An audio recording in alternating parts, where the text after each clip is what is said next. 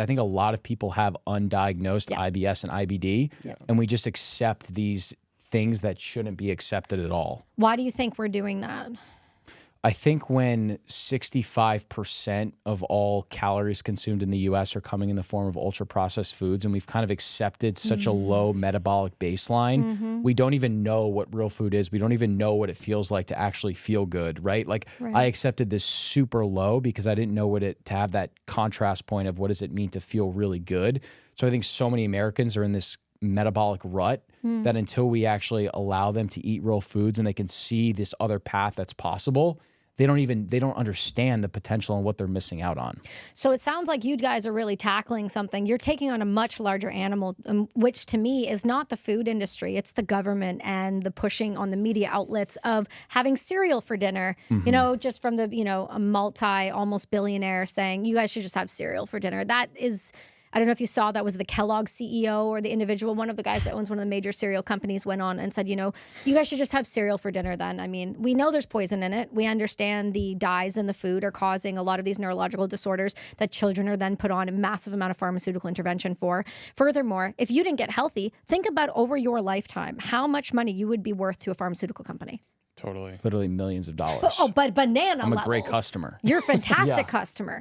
But that's interesting to me, too. You're both athletes. You had the stereotypical college experience where you drink and, all of the stuff. But I just... Really? Because you seem like you come from some families that are, was diet an issue in your families? Was health an issue in your families growing up? Was this maybe a learned behavior like most people have? Like, we don't know better till we know better kind of situation? I think we both had very conscious moms growing up. Yep. I would attribute it to our mothers. I don't know if you feel the same way, but just skeptical and aware of what's going on in the world and wanting to do what's best for their kids. Like, I'm one of four, so my mom was always cranking out food, and she did her best, and I think she was following mostly the government guidelines on what to put on the table. So it was skim milk, and we ate high protein diet, but I look back and she was definitely the one who was food is really important. You need to fuel yourselves with the right things.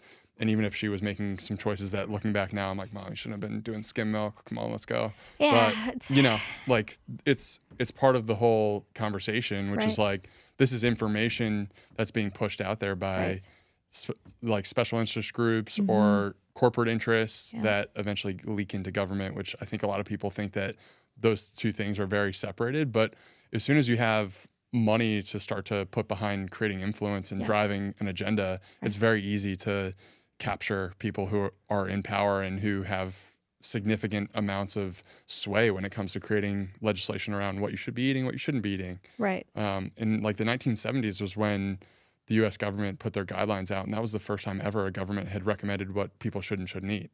That's terrifying when you think about it. I mean, at the time, nobody realized it was a red flag. But the government telling you what to eat right off the bat, in my opinion, should have been one of the biggest red flags. Yeah, definitely. Because they have no business. In my opinion, look at our health ministers. You tell me, have you been able to point out since, COVID, any healthy, in shape, well put together health ministers? Because I haven't seen one that's not morbidly obese. I'm not even trying to be disrespectful. I'm being very genuine. If you look around at the health ministers and the individuals that are working in conjunction with these food companies to make the restrictions, the guidelines, if you will, as to what Americans and Canadians and others should be eating, these are highly unhealthy individuals. Yes. You would think that, from my perspective, objectively looking at who's making some of the decisions around health, that they were actively trying to make you distrust what they're saying. The people who are telling you how to be healthy are the lady who's in charge or man who's in charge of the health decisions in the U.S., the health minister, is out of shape, does not look healthy. No. And, I don't know, how are you supposed to trust someone who's not really able to follow that guidance for themselves?